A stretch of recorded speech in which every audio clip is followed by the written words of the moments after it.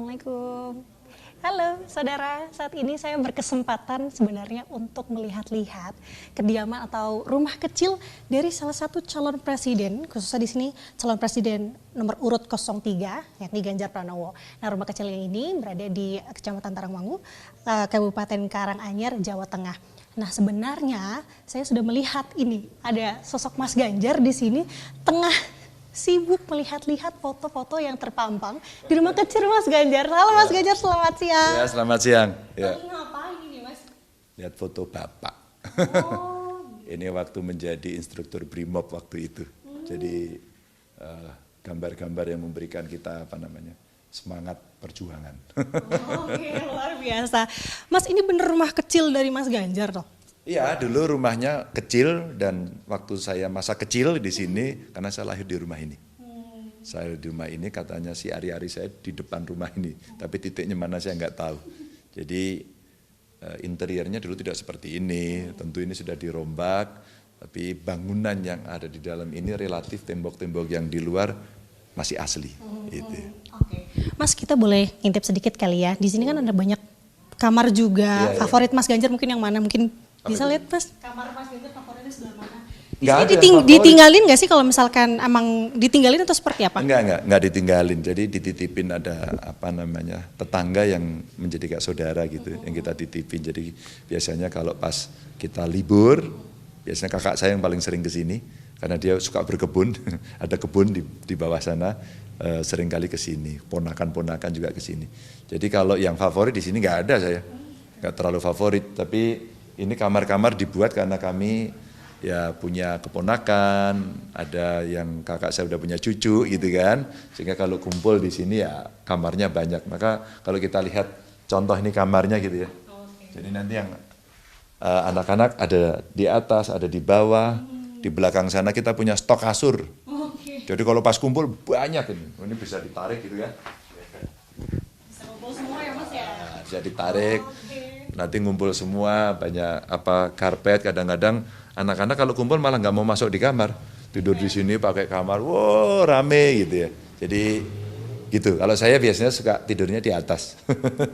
Rumah kecil Mas Ganjar kan ada namanya, betul ya? Sebutannya Gria Sri Suparni, ibu, nama ibu Sri Suparni itu ibu. Sebenarnya itu dikasih nama aja sama kakak saya untuk semua ingat sama ibu. Nah, saudara, yang perlu diketahui sebenarnya pada saat ini Mas Ganjar mengunjungi rumah kecilnya pada saat sela-sela masa kampanyenya, tepatnya di tanggal 25 Desember ini. Kenapa memilih untuk kesini rehatnya Mas? Karena kebetulan juga lagi kampanye di Jawa Tengah. Enggak, atau memang khusus? Sebenarnya saya lagi di Solo Raya Mbak ya, lagi keliling di Solo Raya. Tapi saya lupa waktu. Ternyata ini hari Natal, jadi selamat Natal semuanya. Jadi karena lagi Natalan saya pikir agak nggak bagus juga kalau kita keliling membawa semangat politik. Ini hari libur menghormati kawan-kawan kita yang sedang beribadah merayakan hari besarnya. Maka saya bilang, kemana ya? Tarangmangu yuk gitu. Mau nengok saudara ke sini, nanti ketemu teman-teman. Dan biasanya sih kawan-kawan senang kalau saya ajak. Ke Tarangmangu yuk, pada ikut. Tadi makanya beberapa teman dari Jakarta udah duluan sampai sini tadi. Udah nunggu di sini. Jadi kalau di situ asik, maka sehari ini kita mau sedikit rileks. Mas Ganjar, ke sisi sebelah situ kali ya, mari kita ngobrol. Katanya juga menurut informasi, Mas Ganjar kan lika-likunya juga dinamikanya terasa sekali untuk kehidupan ya, apalagi informasinya dari rumah ini dulu sebenarnya kontrak. Awalnya ini rumah kontrak dan Bapak Ibu itu belinya akhirnya di sana dan kemudian setelah kita tua, kita bicara untuk kita beli gitu ya. Untuk bisa kita dapatkan kembali dan kemudian akhirnya ya kita rehab lah. Terus kita kasih nama ibu itu. Itulah kira-kira. Oke, ini semua udah dibentuknya, udah renovasi atau ini bentuk awalnya emang seperti ini Mas? Enggak renovasi, sudah direnov beberapa disesuaikan. Mungkin yang masih asli yang ini. Jadi ini yang ada. Jadi ya disesuaikan aja dengan kebutuhan yang hari ini. Cuman space-nya yang di tembok-tembok bagian luar ini masih asli. Bahagia sekali nih fotonya nih Mas. Teraut wajahnya bahagia sekali. Udah jadi gubernur waktu itu. Ya, ini keluarga-keluarga tetangga-tetangga yang waktu itu berkumpul, jadi anak-anak tetangga kiri kanan berkumpul itu ya suasana pada saat itulah. Sebenarnya Mas Ganjar tinggal di sini dari lahir. Sampai dengan kapan, Mas? Lahir mungkin kira-kira sampai jelang SD ya, jelang SD. Terus kita Bapak Ibu beli rumah di kira-kira 200 meter dari sini, ya saya menetap di situ sampai kelas 5 SD. Kelas 5 SD lah kira-kira. Meninggalkan Tawangmangu kelas 5 SD. Oke. Nah, di sela-sela aktivitas besok berarti udah kembali lagi untuk masa kampanye ya? Ya. Udah padat dong ya Mas, sampai akhir tahun. Rencananya mengisi waktu akhir tahun kemana nih Mas? Akhir tahun kita ikuti flow dari TPN aja, mau kemana gitu. Tapi hari ini kami lagi diminta untuk berkeliling ke beberapa tempat konsolidasi di Jawa Tengah.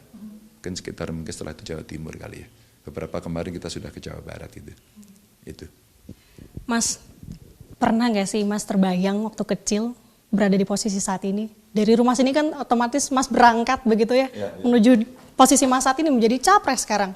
Pernah terbayang nggak sih untuk berada menjadi gubernur atau? Enggak, ya biasa. Dari keluarga biasa, sederhana, cenderung nggak mampu, masa punya impian tinggi. Tapi orang tua saya selalu mengajarkan optimisme, gantungkan cita-citamu setinggi langit, begitu ya. Itu yang selalu diterapkan pada kami. Maka kami dibentuk disiplin, digembleng dan sebagainya, agar anak-anak ini tidak cengeng, dia mandiri, nggak gampang mengeluh. Dan itu saya rasakan gitu ya sampai hari ini. Jadi spiritnya adalah spirit perjuangan. Tapi soal jabatan itu Allah yang tentukan. Oke. Satu lagi nih konfirmasi, emang benar katanya Mas Ganjar pernah diusir dari sini waktu itu? Enggak, bukan dari sini. Setelah kita berhasil sudah bisa membeli rumah begitu, Bapak Ibu maksud saya. Terus setelah itu kita mau pindah ke Kutoarjo. Nah pada saat mau pindah itu rumah udah dibeli orang. Nah kita minta di-extend lah itu. Sampai kita bisa pindah ke sana. Karena sana belum siap. Ternyata waktu ekstensi itu yang nggak cukup sehingga orang harus pakai sekarang ini nggak bisa gitu. Ya udah kita pergi. Maka ada titik yang kemudian menjadi tempat semacam persinggahan kami di kampungnya namanya Dompon di Kabupaten Karanganyar. Saya tinggal di situ. Itu Mbak yang di sebelah rumahnya itu ada bangunannya letter L gitu. Nah yang panjang L-nya ini gudang tahu nggak sih? Batu gamping, nah itu gudang batu gamping. Jadi kalau truk-truk datang itu rambut kita bisa putih kayak saya. Itu dan sebelahnya ada satu bangunan yang L-nya itu yang pendek gitu, itu bangunan kosong aja, kosong saja studio gitu, bawahnya tanah. Nah kami kontrak di situ sampai saya lulus kelas 5, jadi mau naik kelas 6. Jadi saya tiap hari jadi pengelaju. Dari Karanganyar ke Tawangmangu untuk menuntaskan kelas 5 itu. Tiap hari, bangun pagi, sore selesai balik, jadi kecil saya sudah begitu. Maka banyak di cerita novel yang dibuat teman saya itu menceritakan itu bahwa saya sering ngobrol dengan supir, sering ngobrol dengan kondektur. Jadi seneng Mbak kalau kondekturnya pas ngomong, ini anak kecil-kecil ini semua. Terus kita bayar gitu, dah kamu nggak usah bayar, kita seneng. Asik nanti bisa jajan. Oke, kalau misalkan Mas kan ada kisah juga pernah dagang bensin. Ini pas di rumah ini atau? Setelah dari Karanganyar kita pindah ke Kutoarjo. Saya SMP lulus terus SMA saya di Jogja. Pada saat itu ekonomi keluarga kami lumayan, Mbak. Lumayan susah. Jadi ibu saya harus survive, bapak saya harus survive, kemudian ngapain? Buka warung kelontong sambil jualan bensin. Jadi setiap seminggu sekali saya coba pulang, tapi kalau enggak 2 minggu sekali. Tergantung duitnya ada apa enggak. Jadi kalau saya pulang, saya kulakan bensin, gantian sama kakak saya berjaga. Ya, untuk bertahanlah keluarga itu. Nanti kalau saya mau pulang ke kos-kosan di Jogja, saya SMA itu, biar hemat Mbak, kami dibawain beras sama ibu. Tapi biar tidak dilihat orang itu beras, ya kita bungkus pakai tas gitu yang seolah-olah kayak bawa baju itu, padahal beras itu. Hemat. Jadi pintar masak semuanya. Oh baik, oke. Nah kita balik lagi soal rumah kecil Mas Ganjar. Sebenarnya sering gak sih buat Tiko, Mas Alam kesini juga?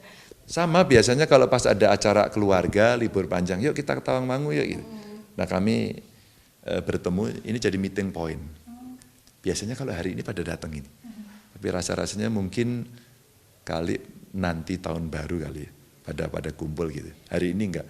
Tapi biasanya kalau saya ngomong, yuk ke Tawangmangu yuk gitu. Kalau saya yang minta biasanya pada datang. Ini adik saya yang di Bandung lagi di Kutoarjo, tadi ketemu keponakan, terus kemudian cerita-cerita, pada mau ke Tawangmangu enggak? Kayaknya enggak, mungkin tahun baru gitu. Jadi pas kali kami mau kangen-kangenan seluruh keluarga gitu, biasanya kumpul di sini. Siap. Lengkap sekali tadi penjelasan terkait dengan rumah kecil yang cukup unik dan singkat tadi dijelaskan oleh Mas Ganjar sendiri. Terima kasih dulu Mas atas kesempatannya. Sehat selalu. Ya. Oke. Nah itu tadi saudara penuturan dari Capres nomor urut 3 menjelaskan rumah kecilnya dan juga lika-liku kehidupannya ketika tinggal di sini dan juga sudah berpindah dari rumah kecil ini. Nanda Aprilia, juru kamera Kompas TV Subandi melaporkan dari Jawa Tengah.